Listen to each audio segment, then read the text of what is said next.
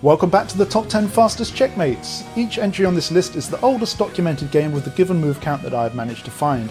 If you can find any games older or faster than these, please let me know, as I love mating real fast. There are no known images of most of the players in the list, so I will be using historically accurate and respectful stand-ins for them. So without any further ado, let's get started.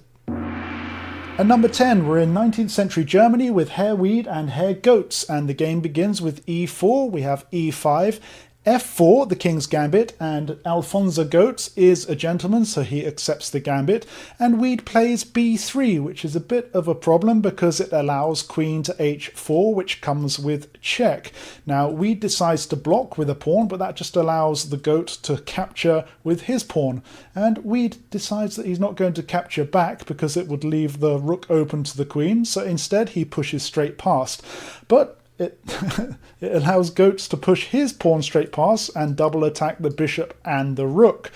But more importantly, this reveals another check on the king, and the only move for the king is to move forward, which walks straight into the queen capture with the central pawn, and now the queen's covering all of these squares, giving a check. There's only one square for the king to go to, and he moves aside, and Mr. Wiede says, well, okay, I'm going to allow you to capture my rook, and once you promote to a queen, maybe I'll have a chance to try to work something out after that, because I'm not going to be in check.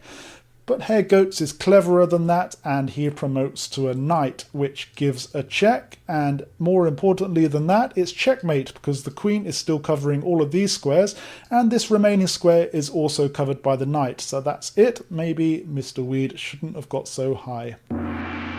At number 9, it's 1950s USA, Los Angeles, with Michael Myers against Newcomb. He's not an old comb, he's a new comb with some switchblade action. Myers starts with e4, we have e5, bishop to c4, bishop to c5, and queen up to h5. He's obviously looking for the scholar's mate here, but D. Newcomb's no fool. He blocks it with a pawn. But, well, maybe he's not so clever because he's left this pawn undefended, so the queen captures. It's check, so he blocks with the knight, but now the rook's undefended and the queen comes into the corner with check. And the only move here for Newcomb is to block with the knight, which he does. The queen, of course, captures it, and now he blocks with the bishop, and he says, you cannot capture the bishop now because you'll just lose your queen. But Myers doesn't mind because he's got his, well, scholarmate-esque checkmate here, defended by the bishop, and the queen delivering the checkmate, and the Newcomb is completely folded. Poland in 1950, in 8th place, Paul Keres versus Arlamowski, and yes, these are the real faces of the gentlemen involved, which is kind of a shame because I could have used my Soviet alarm clock or maybe Dame Edna Everage. Anyway, on with the game. e4, c6, knight to c3, d5, attacking the pawn in the center, but Keres leaves it alone and develops his second knight. Arlamowski captures and Keres captures back, and now Arlamowski starts developing his knights. Qe2, the Queen Elizabeth move, and the other knight is developed, but this is a fatal error because it allows Keres to play knight to d6, which is checkmate. It's completely smothered. He's delivering the check here, and the knight can't be captured because the queen is pinning the pawn. So completely destroyed. Well done, Paul Keres. What a cool dude. You can even see the chessboard in his shades here. Awesome. In 7th place, we have Joseph Kreszczyk against our old friend Anonymous Guy. It's Austria in 1908, and what makes this game even more special is that Kreszczyk was wearing a blindfold. He starts with e3. We have d6. Kreszczyk develops his knight, and so does Anonymous Guy. Bishop to d3 now, which looks a bit strange, but bear with him. We have b6 from Anonymous, hoping to develop his bishop here, but Kreszczyk goes for knight to g5, and Guy tries to chase him away, but he only comes closer. He's threatening the queen, which is completely blocked in by all the other pieces. The only way to save the queen is to capture with the pawn, which he does, but it walks straight into Kreszczyk's awesome checkmate here. The king is also completely smothered by his own pieces except for this square, but of course the bishop's slicing straight through that, and it's a great blindfold checkmate. In 6th place, this was a correspondence game played in 1930 between Jan Selman and Warren, who was probably a rabbit. We have e4, c5, the Sicilian, and Selman plays knight to e2. We have knight to f6, and Selman decides to attack the knight, saying, I've got some tempos on you now. And the knight comes across to d6, and again c4, attacking the knight.